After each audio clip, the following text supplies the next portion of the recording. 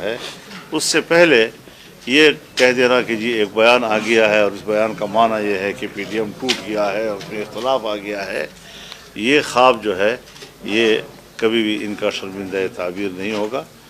ہم بلے اعتماد کے ساتھ ایک دوسرے سے وابستہ ہیں اور انشاءاللہ العزیز اعتماد کے ساتھ ہی ہم آگے بڑھیں گے۔ یہ بتائیں کہ جو پریزیڈنٹ جو بائیڈن ان کے پاکستان کے ساتھ کیسے تعلقات ہونے چاہیے اس صورتحال میں؟ دیکھیے، جو خارجہ پالیسی ہے اسے اس وقت کی حکومت کمانڈ کرتی ہے۔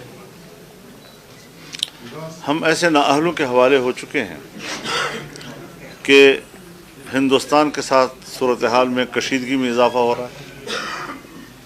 افغانستان اس وقت انڈیا کے کیمپ میں بیٹھا ہوا ہے، ایران اس وقت انڈیا کے کیمپ میں بیٹھا ہوا ہے، چائنا کو سی پیک کے حوالے سے آپ نے بہت دور کر دیا ہے، بہت ناراض کیا ہے، سعودی عرب بہت دور چلا گیا ہے آپ سے، امارات بہت دور چلا گیا ہے آپ سے، ملائیشیا آپ کے جہاز روک رہا ہے، برطانیہ پاکستان کو اربوں روپے کے جرمانے وصول کر رہا ہے آپ کے جی، اور آپ ادا کر رہے ہیں جی۔ تو یہ ساری صورتحال یہ ہے کہ بین الاقوامی سطح پر آپ اس وقت تنہائی کا شکار ہیں۔ ہم تو یہ بات ضرور کہتے ہیں اور جو بائیڈن بھی یہ بات سمجھتا ہے کیونکہ وہ ڈیموکریٹس ہیں، وہ پاکستان کی حکومت کو ڈیموکریسی کے معیار پر ایک ڈیموکریٹ گورنمنٹ تسلیم نہیں کر رہی ہے کہ رویوں سے اندازہ لگ رہا ہے اور ان کو کرنا بھی نہیں چاہیے۔ پاکستان کی حکومت وہ ہو جو جمہوری معیار پر پوری اترتی ہو، آئین کے تحت ایک منصفانہ الیکشن کے نتیجے میں اور شفاف الیکشن کے نتیجے میں جو حکومت آئے وہ دنیا کے ساتھ عوام کی نمائندہ بن کر بات کرتی ہے۔ جب دنیا کو یہ احساس ہو جاتا ہے کہ یہ حکومت عوام کی نمائندہ نہیں ہے تو پھر آپ تنہائی کی طرف جاتے ہیں، پھر پبلک آپ پہ اعتماد نہیں کرتی۔ تو اس وقت صورتحال یہ ہے اور ہم یہی کہنا چاہتے ہیں کہ جو بائیڈن جو ہیں وہ اپنے جمہوری رویوں کا مظاہرہ کرے، جس طرح کہ ان کا نعرہ ہے، جس طرح کہ ان کی شناخت ہے، جس طرح کہ اس کا تعارف ہے دنیا کے اندر۔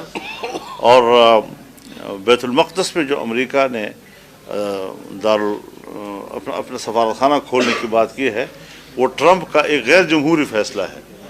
اس میں بھی ان کو حقیقت پسندانہ انداز کے ساتھ اس خطے کو اقوام متحدہ اور سلامتی کونسل کے قراردادوں کے مطابق متنازع علاقہ تسلیم کرنا چاہیے اور وہاں سے اپنا سفارتخانہ واپس کر دینا چاہیے۔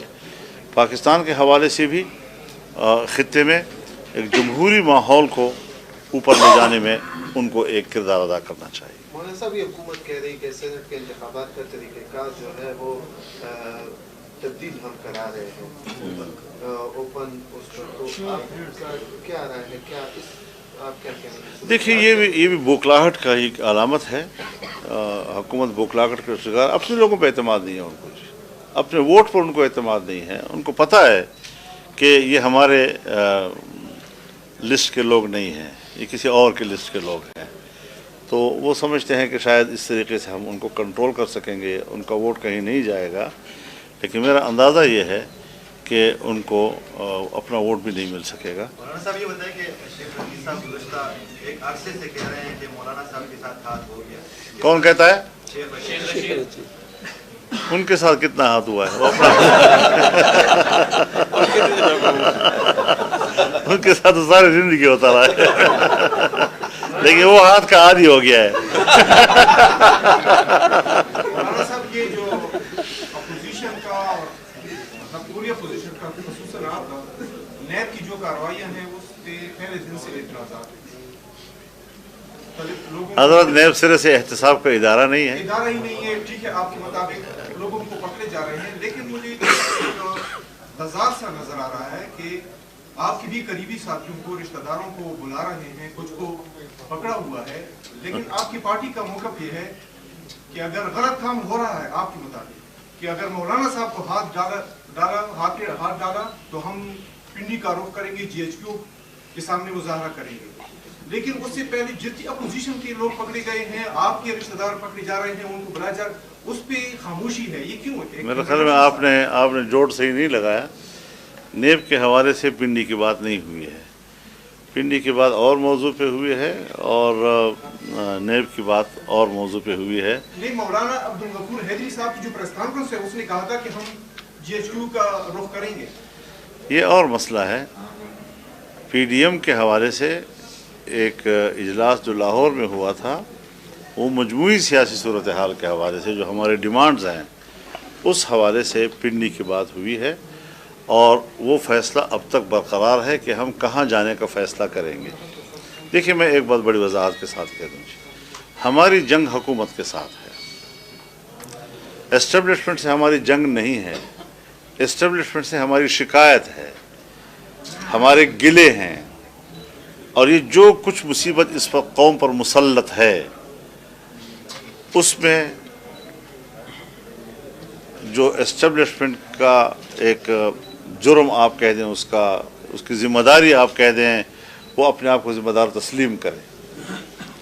हमारा उनसे क्या जंग है?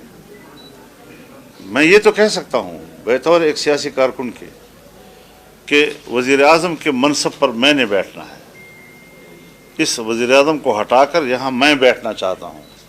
आप कह सकते हैं कि इसकी जगह मैं बैठना चाहता हूँ, लेकिन क्या मैं ये भी सोच सकता हूँ कि आर्मी चीफ की जगह मैं बैठना चाहता हूँ, उसके दफ्तर को मैं ऑक्युपाई करना चाहता हूँ, मैं आर्मी हाउस में जाना चाहता हूँ?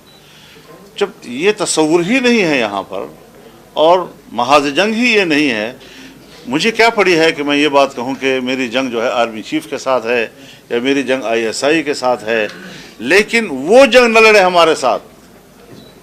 हम इस बात की बात करते हैं। ये जो आप लोगों ने एक तस्वुर कायम किया हुआ है कि एस्टेब्लिशमेंट के साथ लड़ाई, बाबा हम नहीं लड़ रहे, वो लड़ रहे हैं। उनसे दरख्वास्त है कि आप ये जंग न लड़ें, यह आपके फ़ायदे में नहीं है।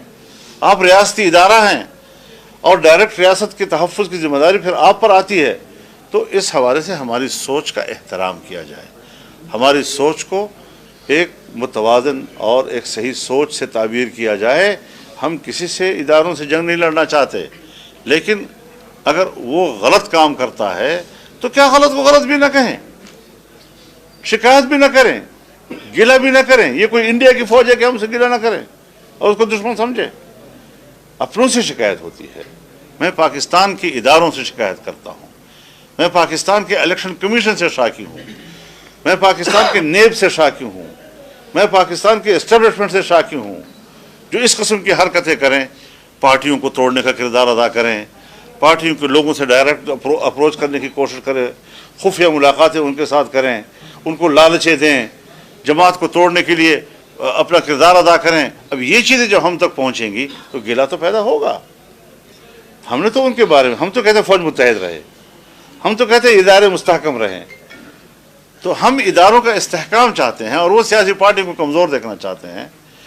ये है असल चीज़ जिसकी तस्वीर हमें सही तौर पर कौम के सामने पेश करना चाहिए। सवाल ये है कि सब कह रहे हैं कि नब जब आपकी पार्टी की दूसरे लोगों पे हाथ डाल रहा है वो एक गलत काम है, लेकिन टारगेट ये है कि अगर सिर्फ मौलाना साहब को गिरफ्तार किया गया तो हम नैब का भी गिराव करेंगे। हम हर हाँ, ये बात ज़रूर है कि मुझ पर, इसकी वजह यह है कि मुझ पर हमला, पूरी जमीयत उलमा इस्लाम पर हमला तस्वुर किया जाएगा। और जलीजान पे हमला, जी,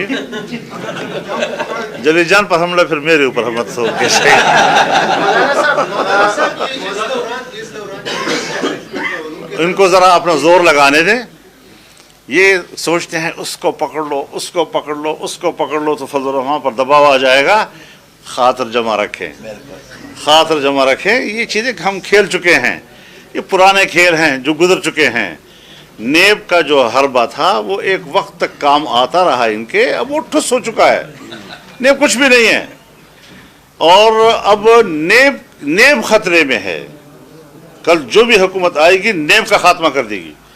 लिहाजा नेब के अफसरान भी हुदूद में रहें, वो लोगों से ज़ाती दुश्मनी न पैदा करें। हम भी नेब के अफसरों को जानते हैं कि 4-5 सियासी लोगों को तो नुमायाँ कर रहे हैं कि उनके खिलाफ एहतसाब हो रहा है और हज़ारों लोगों के खिलाफ केसेस करके उनके साथ बार्गेनिंग कर रहे हैं, रिश्वतें वसूल कर रहे हैं। खुद इतना बड़ा करप्ट इदारा ये दूसरों के करप्शन का एहतसाब करने का हक रखता है?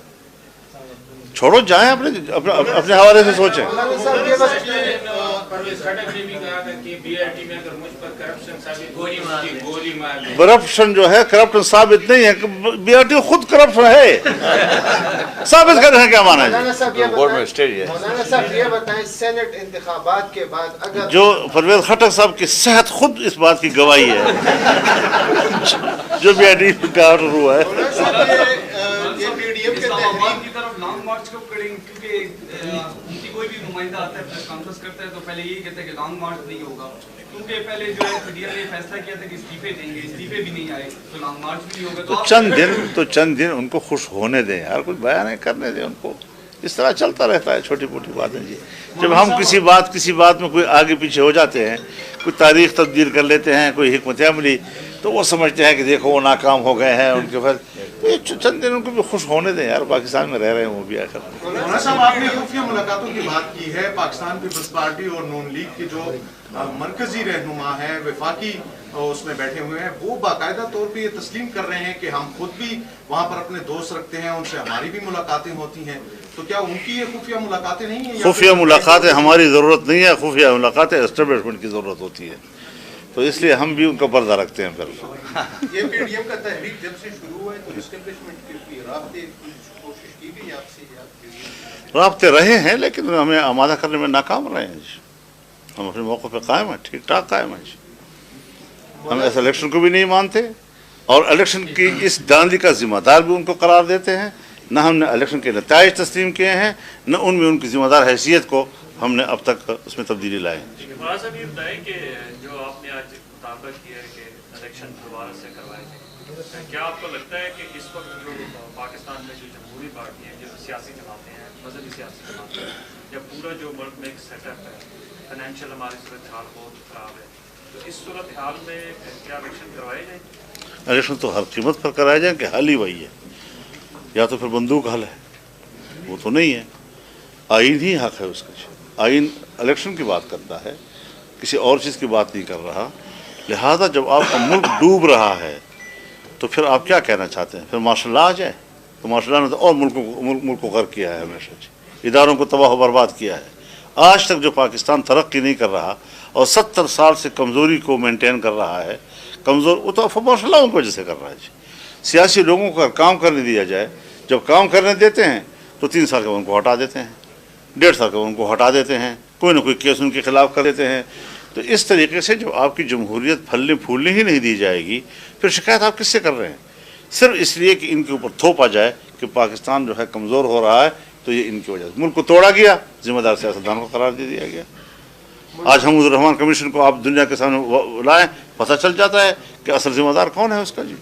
बड़ा साहब, वज़ीर आज़म को डेट दी गई थी 31 जनवरी की इस्तीफे के लिए, तो कल 31 जनवरी है, तो उसके बाद क्या रहा है? तो उसके बाद हम बैठ रहे हैं, बिल्कुल हम बैठ रहे हैं। ये बताएं, सेनेट इंतखाबात के बाद अगर 18वीं तरमीम को छेड़ा गया तो ऐसी सूरत हाल में का क्या मौक़िफ़ आपका होगा? और दूसरा सवाल ये है, दोनों पर जवाब चाहूँगा कि क्या कबायली इलाकों का जो इंतज़ाम है वो अमली तौर पर वो फैसला जो है वो सूदमंद साबित हो रहा है? 2 बातें आपने की हैं। एक है 18वीं तरमीम का मसला। 18वीं तरमीम सूबों के इख्तियारात में इजाफे का है और सूबों के इख्तियारात में इस इजाफे का वादा सन 1973 के आइन में किया गया था। 10 या 11 साल में इनको इख्तियारात में इजाफे का आइन के ज़रिए वादा किया गया, लेकिन पूरा नहीं हुआ।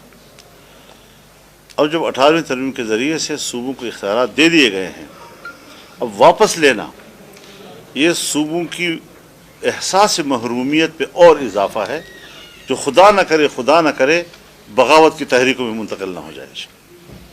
लिहाजा इस किस्म की चीज़ों को हाथ डालना ये मुल्क को तकसीम करने का सबब बन सकता है। पाकिस्तान इस वक्त इंतहाई कमज़ोर पोजीशन से गुज़र रहा है, इस किस्म के मसाइल न छेड़े जाएँ। यहाँ पर मुश्किल ये है कि पाकिस्तान को मजबूत करने की बजाय एक इदारे को मजबूत करने की सोच परवान चढ़ रही है। जब तक हम इस तरजीह को तब्दील नहीं करेंगे, जब तक हम सिर्फ पाकिस्तान को मजबूत बनाने की और कौम को ताकतवर बनाने की नहीं सोचेंगे और सिर्फ एक इदारे को ताकतवर बनाने की सोचेंगे, ये पाकिस्तान तरक्की की तरफ नहीं जा सकेगा। आपका आइन वाज़ेह तौर पर कहता है कि NFC अवार्ड में जो सूबों का हिस्सा है اس میں اضافہ کیا جا سکتا ہے, کمی نہیں کی جا سکتی, اس کے بارے میں بھی سوچا جا رہا ہے.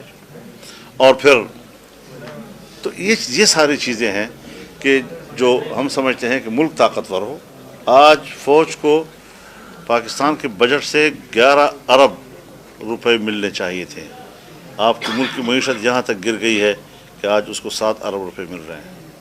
میری دفاعی بجٹ میں کیوں اتنی کمی آ گئی ہے, 50 اور 55% کی کمی کیوں آ گئی ہے؟ تو ملک کی دفاع کو کمزور کر دیا گیا ہے, دفاعی ضرورتوں کو کمزور کر دیا گیا ہے. یہ ساری چیزیں اس حکومت کے اندر ہو رہی ہیں, اور کہاں تک ہم جانا چاہتے ہیں, کہاں تک اس ملک کو ڈبونا چاہتے ہیں. تو یہی وہ چیزیں ہوتی ہیں. آپ کے پاس بہرحال یونٹس ہیں, یہ پاکستان وفاقی نظام ہے. اگر یونٹس مطمئن نہیں ہیں تو آپ نے صرف بندوق کے ذریعے ان کو متحد رکھنا ہے. اور جہاں تک ہے فاٹا کا تعلق, دیکھیے فاٹا کا انضمام ابھی تک فاٹا کے عوام نے تسلیم نہیں کیا ہے. فاٹا کے عوام انتہائی اضطراب کی زندگی گزار رہے ہیں. نہ پرانا نظام ہے نہ نیا نظام ہے. کچھ نہیں سمجھ رہا کہ ہم کس نظام کے تحت زندگی گزار رہے ہیں. نہ وہاں پٹواری ہے نہ وہاں پولیس ہے. اور جو کہ تم فوج وہاں پر ہے, اب بھی وہاں پر فوج کھڑی ہے, فوج نظام کو سنبھال رہی ہے. تو جب فاٹا انضمام کے باوجود فوج کے قبضے میں ہے, دہشت گردی ابھی بھی منظم ہے وہاں پر اور ان کو ختم نہیں کر سکی, تو پھر جھوٹے وعدے کیوں کیے گئے ہمارے ساتھ؟ قوم کے سامنے جھوٹ کیوں بولا گیا کہ ہم نے دہشت گردی کو ختم کر دیا ہے؟ آج بھی روزانہ پر ٹارگٹ کلنگ ہو رہی ہیں ہر ایجنسی کے اندر. تو ایجنسیوں کا تصور بھی برقرار ہے, لوگوں کا رہن سہن اور وہ بھی اسی طرح پرانے ایجنسیوں کے تحت ہو رہا ہے. ضلع کا نام اب بھی کوئی نہیں جانتا, فوج اب بھی وہاں پر بیٹھی ہوئی ہے, کنٹرول اب بھی اسی کا ہے, سویلین اتھارٹی اب بھی وہاں نہیں جا سکی ہے, سسٹم بھی ان کے لیے موجود نہیں ہے. جب سسٹم ہی موجود وہاں نہیں ہے, انضمام کا لوگوں کو کیا فائدہ ہوا آخر؟ تو اس پر نظر ثانی کی ضرورت ہے. اور عدالت میں جو لوگ گئے ہیں, میں سمجھتا ہوں کہ عدالتوں کو بھی بالکل حقائق کی بنیاد پر اس مسئلے کو دیکھنا ہوگا. جی مولانا صاحب, جو حکومتی ترجمان ہے فارن فنڈنگ کیس وہ کہہ رہے ہیں کہ الٹا اپوزیشن اس میں پھنس چکی ہے اس جال میں, خصوصاً آپ لوگوں کی جماعت پہ وہ کیا جا رہا ہے کہ لیبیا اور عراق کا نام لیا جا رہا ہے کہ بھائی, اس پہ آپ کیا کہیں گے؟ وہ ہو جائے گا, اپنی پوری کرو نا پہلے, اپنا گردن چھڑاؤ نا, پھر اس کے بعد دوسرے گردن کی بات کرو. ہم کہتے ہیں جو اس وقت فنڈنگ کیس ہے, اور دوسرا یہ کہنا کہ جی پبلک کیا جائے اس کو کھلے عام اس کی سماعت کی جائے. جھوٹ بول رہے ہیں. آپ کی پٹیشن سپریم کورٹ میں موجود ہے کہ اس کی سماعت جو ہے وہ ان کیمرہ کیا جائے. آپ نے ابھی تک وہ پٹیشن واپس نہیں لی ہے. اور 23 اکاؤنٹس کہ جو اسٹیٹ بینک نے دیے ہیں الیکشن کمیشن کو, ابھی تک اس کو اوپن نہیں کیا جا رہا. اور الیکشن کمیشن اپنی رپورٹ میں لکھتے ہیں کہ ہم پر پی ٹی آئی کا دباؤ ہے. کون سا خط لکھا ہے انہوں نے کہ ہمارا دباؤ آپ کے اوپر نہیں, آپ کھول دیں اس کو. تو جو کچھ اس بیان دینے سے پہلے کی قانونی پوزیشن تھی وہ بدستور برقرار رکھے ہوئے ہیں, اور صرف بیان کے ذریعے لوگوں میں کہنا چاہتے ہیں کہ ہم نے تو اوپن ٹرائل کا جو ہے اس پر آمادگی ظاہر کی ہے. یہ جھوٹ بول رہے ہیں لوگوں کے ساتھ. صرف ایک بیان دے کر لوگوں میں یہ پرچار کرنے والی بات ہے. کوئی تبدیلی نہیں آئی, پٹیشن اسی طرح موجود ہے.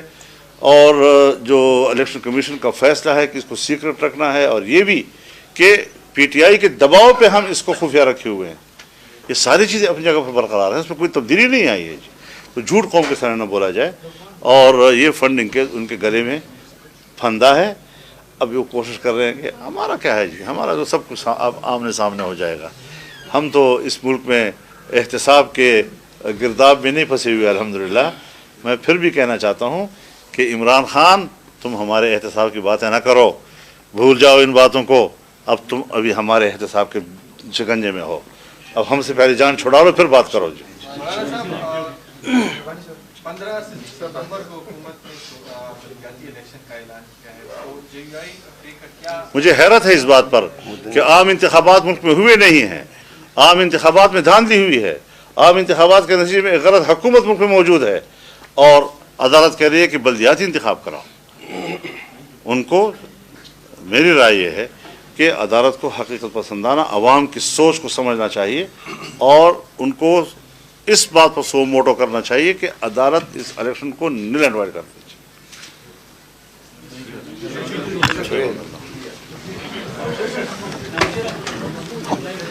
بخیر بس